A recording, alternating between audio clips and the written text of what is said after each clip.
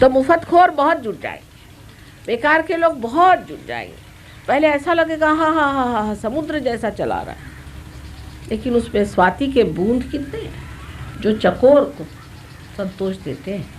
अगर आपकी आत्मा चकोर है तो वो तो सिर्फ स्वाति के ही बूंद को मानता है।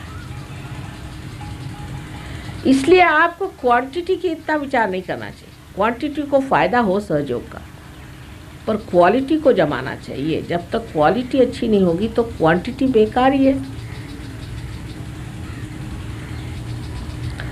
शिवाजी जब लड़ाई पे जाते थे तो उनके पीछे बहुत से ऐसे लोग लग जाते थे। तो रामदास स्वामी ने उनको एक बताया कि देखो ये जो बाजार बुनगे उनको कहते हैं, मैंने बाजार के बैठे हुए लोग जो है इनको तुम छाट दो एकदम से। ये अगर हट जाएंगे तो बड़ा अच्छा हो जाएगा, क्योंकि ये लोग साथ चलते हैं पान बीड़ी माचिस सिगरेट सब ले करके, उसके अलावा और खाने पीने की चीज़ें सब लेके पीछे में चलते हैं। उससे जो सोल्जर लोग हैं उनका चित्त उसी में लगा रहता है। ये सब तुम बाजार हटाओ तब फिर लड़ाई जीतोगे। लेकिन मुसलमानों ने ये बात नहीं की, इसलिए शिवाजी जीत गए। थोड़े से लोगों को लेकर के उन्होंने जीत लिया। अंत में औरंगज़ेब जो था जब उसने चढ़ाई की तो कोल्हापुर में ताराबाई ने उनको हरा दिया और उनको वापस जाना पड़ा। तो क्वालिटी की बात है, क्वालिटी इसकी बढ़ानी चाहिए। सहयोग में जिसकी अंतर्योग से क्वालिटी बढ़ेगी वही कुछ कार्य कर सकता है, वही किसी काम का है और वही सहयोगी है। और बाकी ऐसे तो रहते ही हैं लोग, मेरे माँ बीमार है तो माँ को ठीक किया, मेरा बाप बीमार है उसको ठीक किया, बाप के बाप को ठीक करो बाप ठीक हो गया, फिर मेरी बेटी बीमार है उसको ठीक करो, मेरे बेटे को ठीक करो। अब आपने कहा भाई अब बहुत हो गया, हम नहीं रोना शुरू कर देंगे, इतने ज़ोर ज़ोर से रोएंगे, अरे भाई क्या हो गया, अब सबको ठीक किया आप इसको क्यों छोड़ दे रहे हो। अरे भाई तुम क्यों नहीं ठीक करते हो, तुम ही ठीक हो जाओ। शुरू में यही होगा, आप देख लीजिएगा कि सामाजिकता ये हो जाएगा कि दुनिया भर के कैंसर पेशेंट आप ठीक करने का। मैं तो लायन क्लब वालों को भी यही कहूँगी, पहले आप लोग जम के सहयोगी हो जाए, नहीं तो अब आप ठीक करने जाइएगा तो आपको सर दर्द हो जाएगा। जम के पहले सहयोगी हो जाइए और फिर हाथ चलाइए। और ज़रूरत नहीं आप फ़ोटो दे दीजिए ना, फ़ोटो सब काम कर लेती, उससे उनको श्रद्धा भी आ जाएगी और ठीक भी हो जाएंगे। फ़ोटो ही में ठीक होंगे आपसे भी ज़्यादा, क्योंकि आप रहेंगे तो आपके पीछे पड़ेंगे, हमारे सर पे हाथ रखो। अभी भी देखिए आप, मैं जहाँ जाती हूँ, माँ मेरे सर पे हाथ रखो, मेरी यहाँ तकलीफ यहाँ हाथ रखो, हाथ खींच के रखेंगे माने मेरा, यहाँ रखिए, अच्छा भाई लो रख देते क्या करें, जान छोड़ो।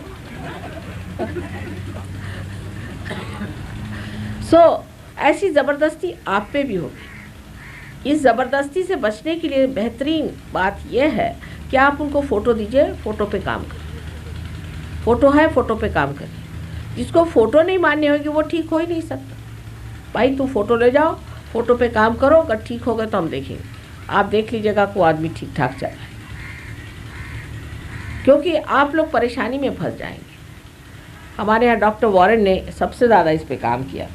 जब यहाँ से वो गए ऑस्ट्रेलिया तो बड़ा जोश चढ़ गया उनको, अब माँ का काम करना है। और कुछ उनको अनुभव भी ऐसे आए, उन दिनों में पेट्रोल ख़त्म हो गए थे, तो पेट्रोल गाड़ी में नहीं था ज़्यादा, और उस वक्त में वहाँ पर लोगों ने कहा कि स्ट्राइक है, अब पेट्रोल नहीं मिल सकता। उनका इतने पेट्रोल पे हम काम करें। वो कहते हैं कि 1 महीना भर उसी पेट्रोल पे चलते रहे, और जब हम पेट्रोल पंप पे गए तो उनका तुम पेट्रोल भराने आए, तो पेट्रोल भरा पड़ा है पूरा। तो उनको विश्वास हुआ कि माँ ने हमको बड़ा इनकरेजमेंट दिया और हम ये काम करें।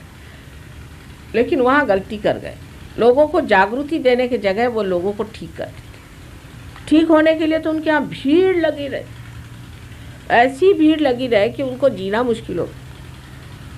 उसके बाद उन्होंने कहा कि माँ मेरे तो बड़ा सर में दर्द हो रहा है, बदन टूट रहा है, हार्ट अटैक सा आता है, पता नहीं पैल्पिटेशन हो रहा है।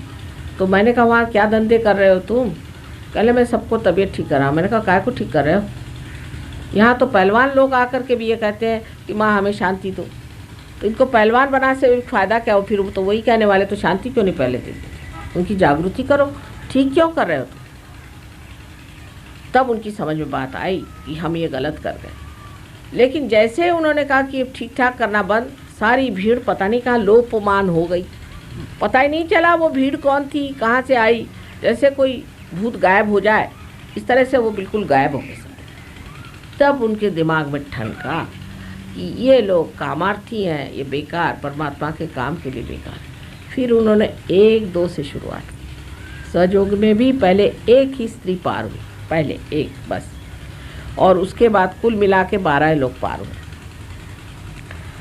और उन 12 पे बड़ी मेहनत करी है, बहुत मेहनत करी। इंग्लैंड में जब पहले काम शुरू किया तो 7 हिप्पियों को लेकर के 4 साल तक मेहनत की, हाथ तोड़ डाले हम। हमारे पति कहते थे क्या इन बेवकूफ़ों को तुम बनाने के पीछे पड़ी हो, इनमें तो कुछ नहीं होने वाला है, तो पत्थर लो। लेकिन उनको आज खड़ा किया, उसी की वजह से आज सहयोग वहाँ खड़ा किया। तो जो फाउंडेशन के पत्थर होते हैं वो दिखाई नहीं देते। अब कोई को आदत है बहुत शो ऑफ करने की, करने दीजिए, वो अपने आप से झड़ जाएंगे, या तो वो ठीक हो जाएंगे, उनका शो ऑफ पना ख़त्म हो जाएगा, और नहीं हुआ तो वो ख़त्म हो जाएंगे, वैसे भी सहयोग में नहीं आएंगे। इसकी आपको इतनी परवाह नहीं करनी चाहिए। दुनिया कलेक्टिविटी में रहना चाहिए। जो लोग कलेक्टिविटी में बैठे रहेंगे वहीं हमारा स्थान होगा। जहाँ 4 लोग बैठे होंगे हमारे नाम से, वहीं हम रहेंगे। बहुत से लोग कहेंगे कि हम घर में जाके पूजा करते हैं, माँ हमने आपकी फ़ोटो रखी, लेकिन तो भी हमको कैंसर होगा, हो ही जाएगा। अगर आप सेंटर पे नहीं आ रहे तो हमारी कोई भी जिम्मेदारी नहीं। आपको हार्ट अटैक आ सकता है, कैंसर हो सकता है, चाहे जो बीमारी सबको होती है आपको हो सकता है। आप सर्वसाधारण है हमारे लिए। जागृति होने से कुछ फ़र्क नहीं पड़ता, आपका भी वृक्ष तो बना नहीं।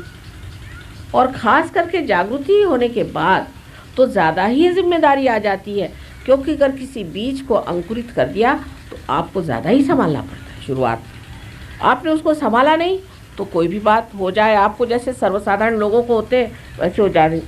आप सर्वसाधारण, परमेश्वर के साम्राज्य में आपका कोई स्थान नहीं, न कोई आपकी हामी हम दे सकते। जो लोग सेंटर में आते हैं उनको सेंटर में आना चाहिए। ये कलेक्टिविटी की बात। हमें कलेक्टिव कॉन्शियसनेस आ गई, हम पेड़ को देख सकते हैं, हम इसको देख सकते हैं, फ़ौरन आप जजमेंट शुरू कर दें। ये कलेक्टिव कॉन्शियसनेस नहीं। कलेक्टिव कॉन्शियसनेस का मतलब ये है कि हम विराट के एक अंग प्रत्यंग हो गए और दूसरा कोई है नहीं। पर जब तक वो जागरूक नहीं हुआ और जब तक सहयोगी नहीं हुआ, वो दूसरा है। लेकिन सहयोगियों को मैंने ऐसा भी देखा है कि बाहर के लोग आए, आइए बैठिए, ये करिए, और आपस में सिर फुटअव्वल हो जाती। बड़े आश्चर्य की बात। अरे भाई, एक ही माँ ने आपको जन्म दिया और आप एक ही माँ के सब बेटे हैं। सबको आपस में समझ कम है। दूसरों के लिए क्यों लड़ते हो?